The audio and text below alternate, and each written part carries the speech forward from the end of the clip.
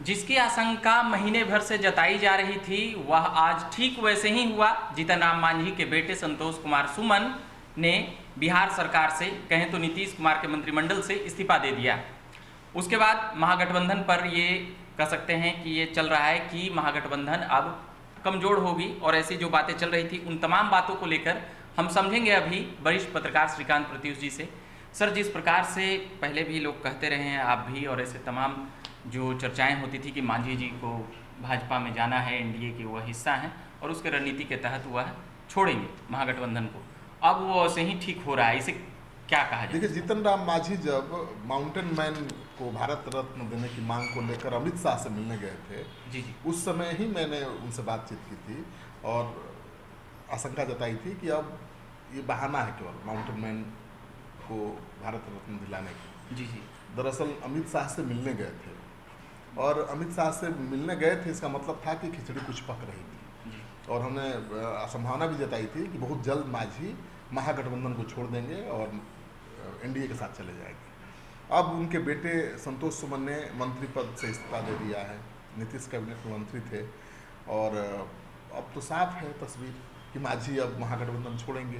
हालांकि अभी तक उन्होंने इस बारे में कोई ऐलान नहीं किया है। उनके बेटे ने भी कहा है कि अभी तक उनकी किसी से बात नहीं हुई है, यानी बीजेपी से बात नहीं हुई है, लेकिन सब कुछ तय हो गया होगा तब मांझी ने स्टेप लिया होगा। अभी भी आज कुछ ऐसा हुआ कि अब कह रहे हैं कि हमें तवज्जो नहीं दिया गया, महागठबंधन के में निमंत्रण नहीं मिला, जो 23 तारीख को जो होने वाला था उसमें हम एक हिस्सेदार थे। फिर देखिए, महागठबंधन की जो बैठक होने वाली है 23 जून को, उसमें उम्मीद की जा रही थी कि मांझी की पार्टी को भी न्योता मिलेगा, मिलना ही चाहिए था जी। लेकिन मांझी ने खुलासा किया राज्यपाल से मिलने के बाद 2 दिन बाद जी, कि उन्हें निमंत्रण नहीं मिला है। उसी समय लग गया कि दाल में कुछ काला है, मांझी को निमंत्रण क्यों नहीं मिला। तो मांझी ने तो खुलासा किया है ना कि नीतीश कुमार की तरफ से दबाव बनाया जा रहा था कि अपनी पार्टी का विलय वो कर दें जेडीयू, और इसके लिए वो तैयार नहीं थे। मांझी ने 1 महीना पहले भी कहा था, आपको याद होगा, जी जी, कि अब पानी सर से ऊपर जा रहा है, अब कुछ फैसला लेना पड़ेगा जी। अपने बारे में।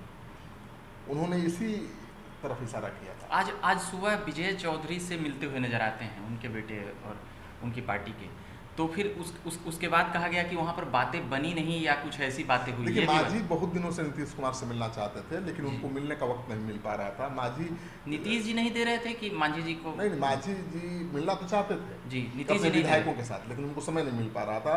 और मांझी ने कई बार साक्षात्कार में मेरे साथ खुद कहा जी जी, कि हम लोग मिलना चाहते हैं, लेकिन कहा जाता है कि आप जो भी बात करनी है विजय चौधरी से बात करिए। जी।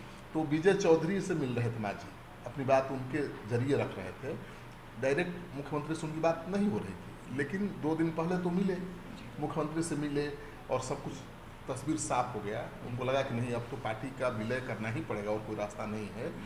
तब उन्होंने ये फैसला लिया है। मतलब कि जदयू ने ये शर्त रखी थी या रखी होगी कि मांझी तो कह रहे हैं ना, जदयू ने यही शर्त रखी थी, दबाव बनाया कि अपनी पार्टी का मर्जर करिए, और उनका कहना है कि हम अपनी पार्टी को खत्म कैसे करना है। ये फैसला मंजूर ही नहीं था। और मांझी ये संदेश देना चाहते हैं कि उनकी पार्टी को खत्म करने की कोशिश हुई जेडीयू की तरफ से, उनकी पार्टी के विलय को लेकर बहुत ज़्यादा दबाव बनाया गया, इसलिए उन्हें छोड़ना पड़ा, मंत्रिमंडल से उनके बेटे को इस्तीफा देना पड़ा।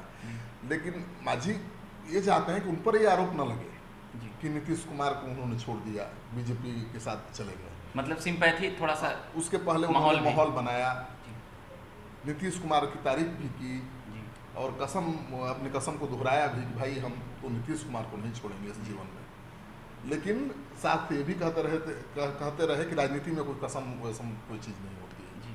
तो दोनों बात वो कहते रहे और संदेश देते रहे, संकेत देते रहे कि बहुत जल्द वो छोड़ेंगे। एक बात और निकल के आ रही है कि आप तो लगातार मिलते रहते हैं मांझी जी और ऐसे तमाम बड़े नेताओं से बिहार के, तो बीजेपी से क्या कुछ जो बातें हुई, ऐसी कुछ बातें उन्होंने बताई कि हमारी बात हो चुकी है? नहीं, यही सब जो चलते रहता है। क्यों मांझी कहेंगे कि बीजेपी से बात हुई है? तब तो लगेगा कि बीजेपी पहले ही से खेल कर रही। तो मांझी चाहते हैं कि सारा दोष नीतीश कुमार पर जाए जी, ये संदेश जाए कि उनको मजबूर किया जा रहा था अपनी पार्टी का विलय करने के, प्रताड़ित किया जा रहा है, और पार्टी को बचाने के लिए उन्होंने छोड़ा है। जी। अभी तक उन्होंने महागठबंधन छोड़ने का ऐलान नहीं किया है।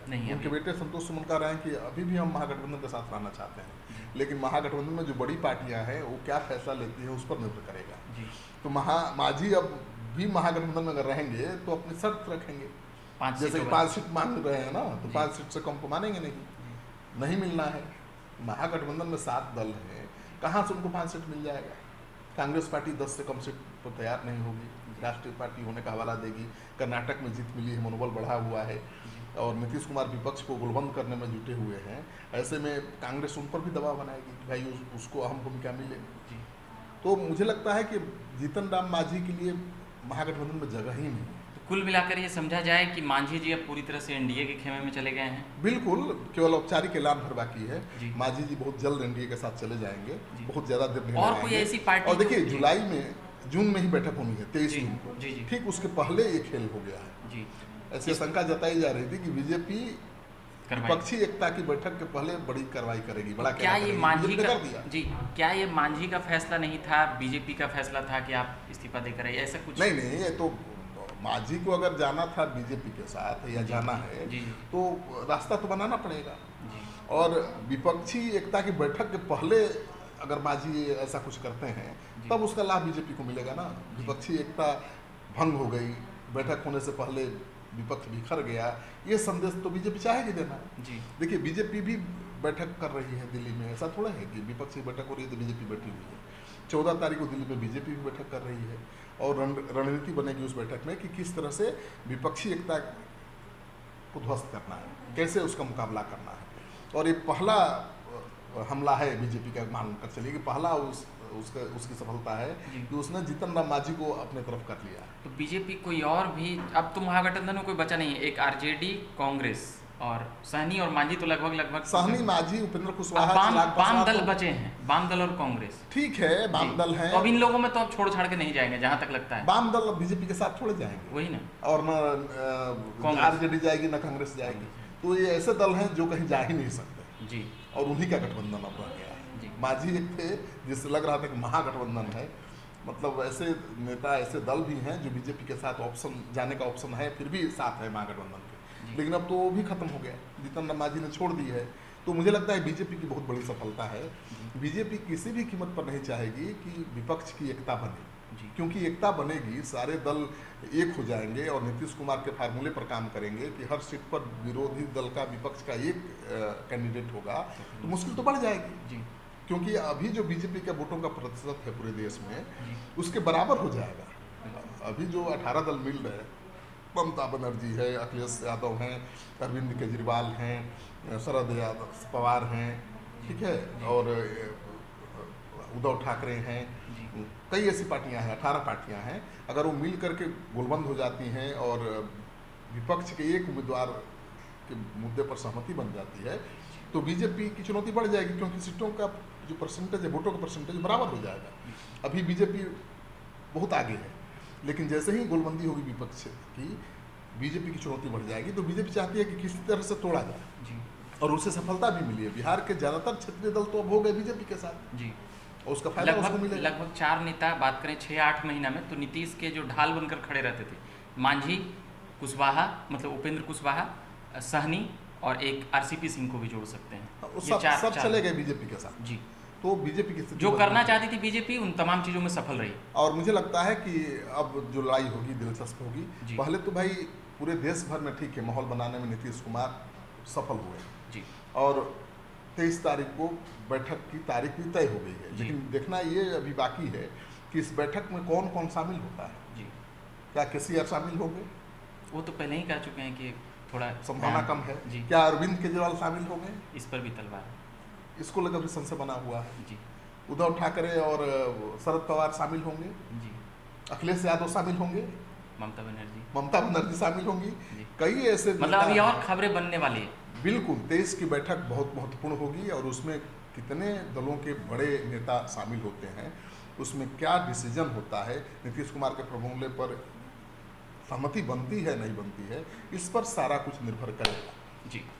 तो ये बात कर रहे थे हम वरिष्ठ पत्रकार श्रीकांत प्रत्युष जी से। तमाम बातें जो बिहार की सियासत में प्रत्येक दिन चलते रहती है, ऐसे ही गर्मा गर्मी रहती है। ऊपर से आज एक मंत्री का इस्तीफा हुआ तो और भी माहौल गर्मा गया। बाकी जीतन राम मांझी और ऐसी तमाम नेताओं की खबरें हम लगातार लाते रहेंगे बिहार पॉलिटिकल अपडेट्स के जरिए। मेरा नाम रविकांत हुआ, धन्यवाद।